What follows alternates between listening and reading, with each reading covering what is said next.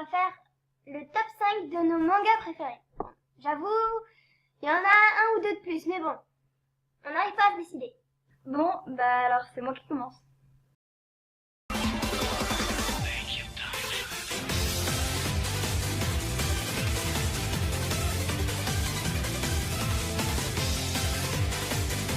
Alors, en 5e position de mon top, je vais mettre Myriad Color Phantom World. Ce manga dure 13 épisodes. Il a été écrit par Atano Suishiro. Alors, le résumé, c'est: en raison d'une attaque terroriste, un virus infectant le cerveau fut libéré sur une large zone civile. Les habitants virent leur perception du monde être modifiée et devinrent capables d'apercevoir des entités que l'on ne pensait qu'imaginaires, telles que des fantômes, les yokai ou des monstres, issus de différentes légendes. Les personnages principaux sont Haruhiko Ichiju et Izumi Rena. Alors, en 4e position, j'ai mis Akagami no Shinari Hime. C'est un super manga que je n'ai malheureusement pas fini à cause du fait que les saisons ne sont plus disponibles au public, tout simplement. C'est la chance, en mon âme une force a émergé. En 3e position, j'ai mis un manga qui s'appelle Killari. Il parle surtout d'amour. Et en fait, Killari est une petite fille de 13 ans. Elle va faire une rencontre qui va changer sa vie.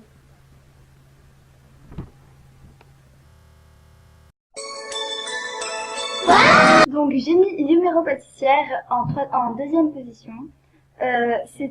L'histoire, c'est une fille qui est passionnée de pâtisserie mais qui savait pas en faire. Et un jour, alors, elle fait une rencontre qui va changer sa vie, qui va lui faire des pâtisseries dans une grande école aux côtés de grands chefs pâtissiers. Alors en première position, le manga que j'adore, le seul, l'unique, Fairy Tail. C'est un manga absolument génial, mais je vais pas avoir l'honneur de le présenter, c'est Seroma qui va le faire.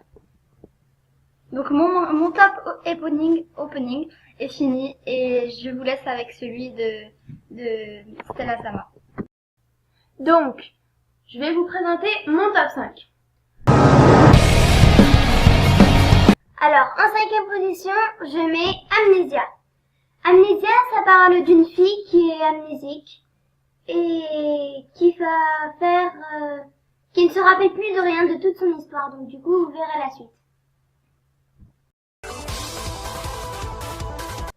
Alors, en 4e position, je mets Myriad Color Phantom World. Je l'ai mis parce que, comme vous l'a expliqué Yui-sama, vous avez compris le résumé, bref. Moi, j'ai adoré parce que c'est à la fois fantastique et puis c'est une belle histoire. Et puis il y a plein de personnages mignons et tout. Bref, j'adore. En 3e position, j'ai mis Radugai Kishin no Cavalry. Alors, ça parle d'une histoire de combat avec des épées, un peu avec des pouvoirs magiques. Mais c'est pas enfantin, je vous préviens tout de suite, hein. Voilà. En 2e position, j'ai mis Yumero pâtissière. Alors, moi, j'aime Yumero pâtissière parce que je suis hyper gourmande. Bref, on se comprend, nous les filles. Bon, je dirais même qu'il y a un peu de garçon aussi, mais bon. C'est rare. Et aussi, surtout, ce n'est pas enfantin du tout. Et aussi, en 2e place, juste à côté, il y a Toradora. Je vais vous avouer, je sais pas trop pourquoi je l'ai mis en 2e place, mais c'est une hyper belle histoire d'amour et puis j'adore les personnages, voilà. En première place, vous vous y attendez tous. Fairy Tail, bien sûr. Et n'oublions pas Sao, bien sûr. Donc du coup, Fairy Tail, moi j'ai choisi parce que c'est une histoire qui a beaucoup de suspense, de peps et bref, moi j'adore. Sao, je l'ai pas encore fini. On va être tout au clair. J'en suis à peine à l'épisode 11. Du coup, je peux pas vous expliquer tout. Je pense que c'est mon tour. Et oui, c'est mon tour.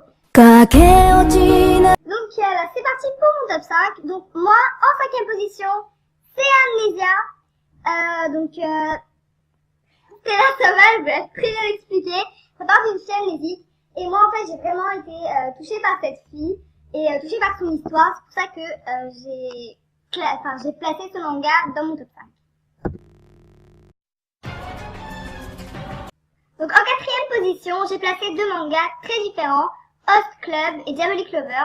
Donc Host Club, ça parle d'une fille qui fait partie d'un groupe de garçons qui sont là pour faire plaisir aux femmes, du sens les charmer, les draguer, etc. Et Diabolic Lover, c'est un manga avec une bande de vampires qui s'occupe, je peux pas dire elle, parce qu'on sait pas vraiment s'il l'aime ou non, mais qui s'occupe d'une fille, en fait, voilà. En troisième position, j'ai placé Akagami no Shirayuki Hime.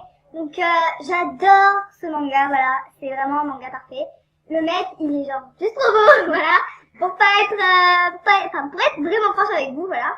Et donc Shirayuki Hime parle d'une fille qui de base normalement est une paysanne et va faire la connaissance du beau Zen qui est donc un prince et vous verrez la suite. En deuxième position, nous passons à Zero no Tsukaima. Donc c'est un manga que j'adore, tout simplement, j'adore. Donc ça parle d'une fille un peu tsundere. Donc tsundere, c'est une fille qui est complètement kawaii quoi, mais qui a vraiment un caractère fort, un peu comme notre Stella, on va pas se le cacher. Et cette fille, c'est une sorcière de base et elle va faire la connaissance d'un humain, de quelqu'un comme nous et son histoire elle va être basée sur eux deux. Donc en première position nous avons roulement de tambour, Fairy Tail et Sao. Donc Fairy Tail, comme aucune de mes deux camarades ne l'ont expliqué, ça me fait super plaisir d'ailleurs parce que c'est moi qui ai tout l'honneur de le faire. Donc Fairy Tail parle d'un garçon qui s'appelle Natsu d'ailleurs et donc c'est basé sur son aventure, même si on s'est aussi très concentré sur la guide de Fairy Tail, qui est une guide de mage. Donc mage est égal à magicien, magicien pouvoir, et c'est un shonen, donc c'est-à-dire qu'il y a des combats, etc. Et c'est une histoire bien à elle, et franchement ce manga, putain mais qu'est-ce qui n'a pas pleuré en regardant ce manga quoi. Ensuite on passe à Sword Art Online. Donc Sword Art Online c'est Sao. Donc ça parle d'un mec qui est un geek quoi, et qui va aller jouer dans une réalité virtuelle avec des potes. Et donc il va faire la connaissance d'un mec et donc ils vont tous les deux genre jouer ensemble, etc. Mais il va y avoir un problème, ce qui va faire en fait toute l'histoire du personnage principal. Et voilà, c'est tout pour ce top 5. Et malheureusement, on va devoir se quitter sur ce.